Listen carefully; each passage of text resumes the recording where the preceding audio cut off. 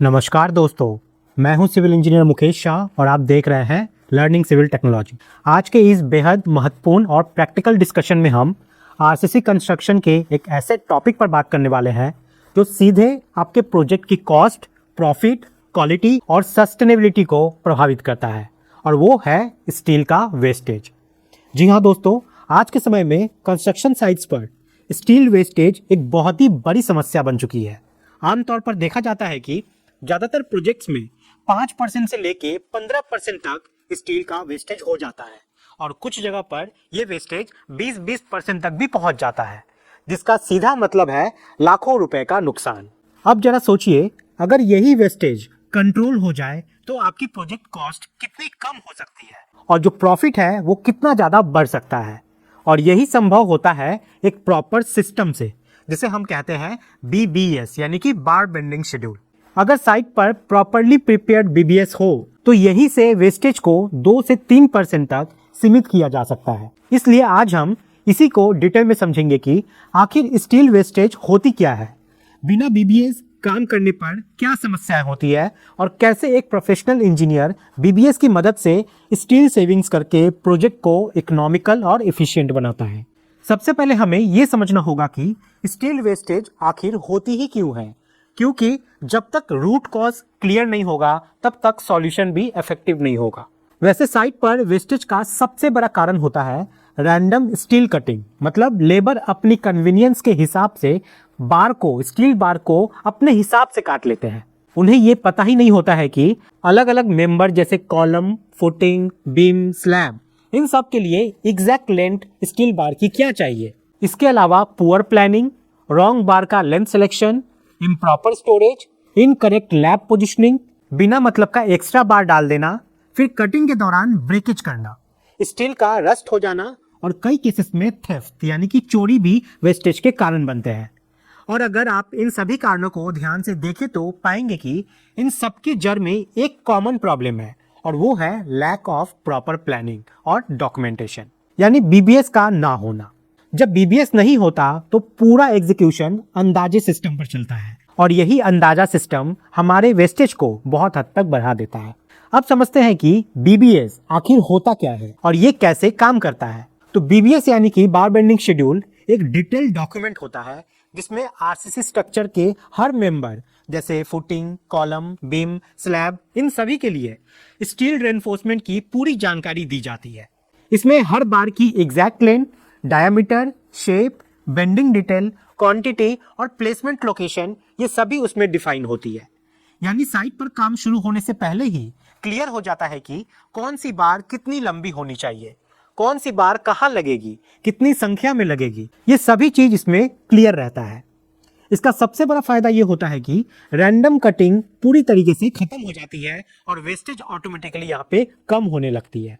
अब पहले और सबसे महत्वपूर्ण तरीका समझते हैं जिसमें BBS स्टील वेस्टेज को कंट्रोल करती है, और वो है स्टील की ऑप्टिमाइज कटिंग लेंथ की प्लानिंग। BBS डॉक्यूमेंट जो होता है वो एक फुल लेंथ बार जैसे 12 मीटर को इस तरीके से डिवाइड करती है कि उससे मैक्सिमम यूजेबल पीसेस को निकाला जा सके और मिनिमम स्क्रैप उससे बचे। ये एक साइंटिफिक कैलकुलेशन होती है जिसमें स्टील की हर कट का प्लानिंग पहले से ही किया जाता है, जबकि बिना BBS के लेबर अपनी सुविधा के अनुसार बार को काट देते हैं, जिससे छोटे छोटे अनयूजेबल पीसेस बच जाते हैं जो बाद में स्क्रैप बन जाते हैं। दूसरा तरीका है लैप लेंथ ऑप्टिमाइजेशन।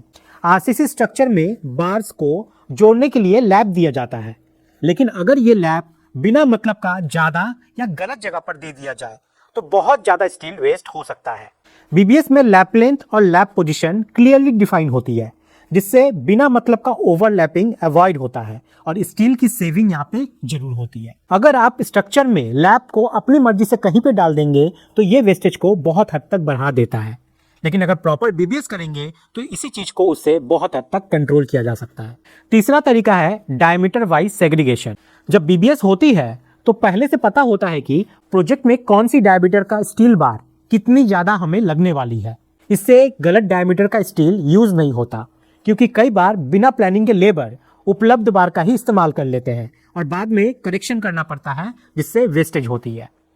चौथा तरीका है सेंट्रलाइज्ड कटिंग यार्ड मैनेजमेंट।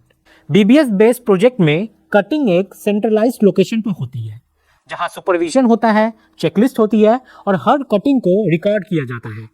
इससे गलत कटिंग और रिजेक्शन बहुत कम हो जाती है, जबकि डिसेंट्रलाइज सिस्टम में हर जगह कटिंग होने से कंट्रोल खत्म हो जाता है और वेस्टेज स्टील का बढ़ जाता है।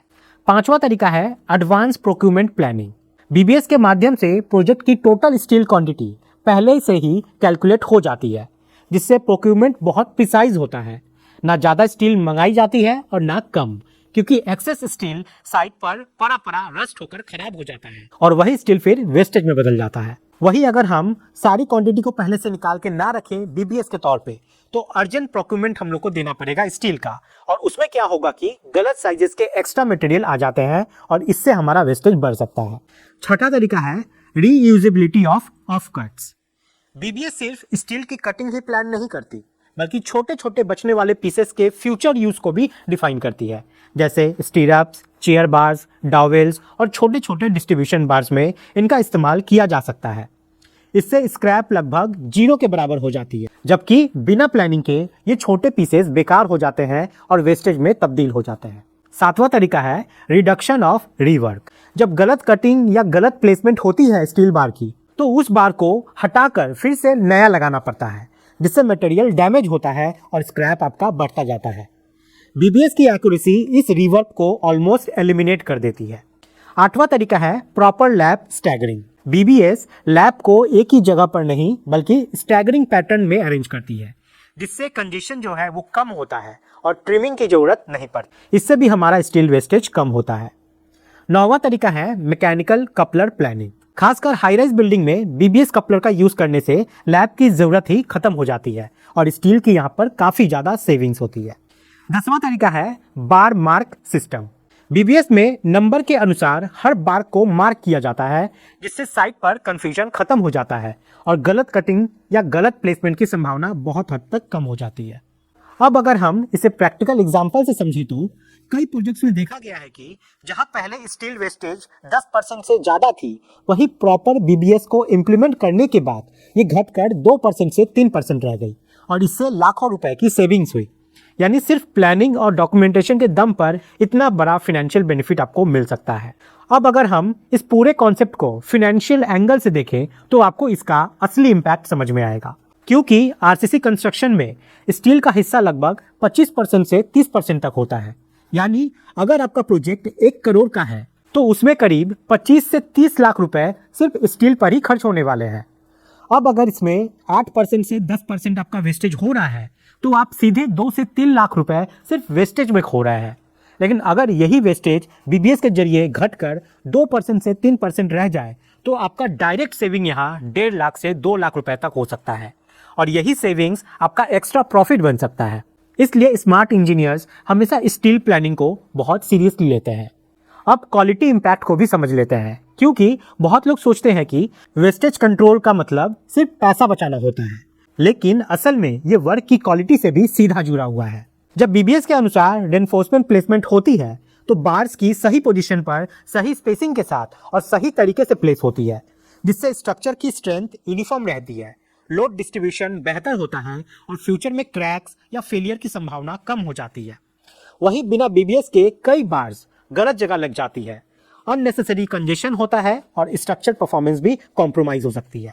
अब मैनेजमेंट और साइट कंट्रोल के पर्सपेक्टिव से देखें तो बीबीएस से थेफ्ट यानी कि चोरी की संभावना काफ़ी कम हो जाती है। इसके अलावा रिकंसिलेशन प्रोसेस को इम्प्लीमेंट करना आसान हो जाता है, जिससे हर दिन का हिसाब क्लियर रहता है। कितना स्टील आया, कितना यूज हुआ और कितना बचा, ये पूरा पानी की तरह क्लियर रहता है। अब स्टूडेंट्स और यंग इंजीनियर्स के लिए एक बहुत इंपॉर्टेंट बात, आज के टाइम में बीबीएस प्रिपरेशन एक कोर स्किल बन चुकी है। जो इंजीनियर बीबीएस बनाना और इम्प्लीमेंट करना जानते हैं उनकी इंडस्ट्री में डिमांड बहुत ज़्यादा होती है, क्योंकि कंपनीज ऐसे इंजीनियर को प्रीफर करती है जो कॉस्ट कंट्रोल और मटेरियल ऑर्गेनाइजेशन कर सके। इसलिए अगर आप सिविल इंजीनियरिंग फील्ड में ग्रो करना चाहते हैं तो बीबीएस सीखना आपके लिए बहुत ज़रूरी है और हमारे चैनल पे तो इसका फुल प्लेलिस्ट भी बना हुआ है। आप बीबीएस प्लेलिस्ट का पूरा वीडियो देख सकते हैं, एकदम स्क्रैच से बीबीएस सीख सकते हैं और अपने आप को एक नए लेवल पे ले जा सकते हैं। लिंक आपको इस वीडियो के डिस्क्रिप्शन में मिल जाएगा।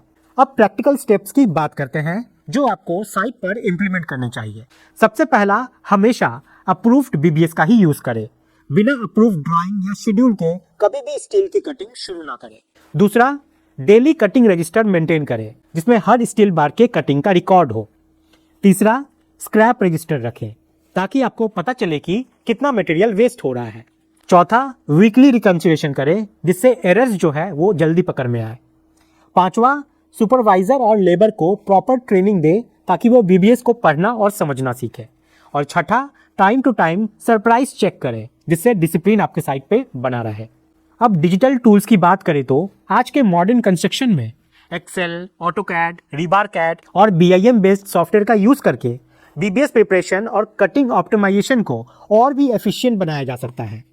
ये tools automatically best cutting combination को सजेस्ट करते हैं जिससे वेस्टेज और भी ज़्यादा यहाँ पे कम हो जाता है। इसलिए अगर आप टेक्नोलॉजी को अपनाते हैं तो आप अपने प्रोजेक्ट्स को और भी ज़्यादा प्रॉफिटेबल बना सकते हैं। वैसे स्टील वेस्टेज सिर्फ फिनेंशियल लॉस नहीं है बल्कि इन्वायरमेंट पर भी इसका बहुत ज़्यादा असर पड़ता है, क्योंकि स्टील प्रोडक्शन में बहुत ज़्यादा एनर्जी लगती है और कार्बन इमिशन बहुत होता है। अगर हम वेस्टेज को कम करते हैं तो इनडायरेक्टली हम नेचुरल रिसोर्सेज को बचाते हैं और इन्वायरमेंट को प्रोटेक्ट भी करते हैं। इसलिए बीबीएस एक तरफ से सस्टेनेबल कंस्ट्रक्शन का भी एक इम्पॉर्टेंट टूल बन चुका है। दोस्तों, उम्मीद करता हूँ कि आज का ये डिटेल एक्सप्लेनेशन आपको जरूर पसंद आया होगा। अगर आपको ये जानकारी वैल्यूएबल लगी हो तो इसे जरूर लाइक करें, अपने दोस्तों और कलीग्स के साथ शेयर करें ताकि उन्हें भी इसका फायदा मिल सके। चैनल को सब्सक्राइब करें और बेल आइकन दबाना ना भूलें और कमेंट करके जरूर बताएं कि आप अगला कौन सा टॉपिक सीखना चाहते हैं। मिलते हैं अगली वीडियो में एक और प्रैक्टिकल और नॉलेजेबल पैकेज के साथ। तब तक के लिए धन्यवाद।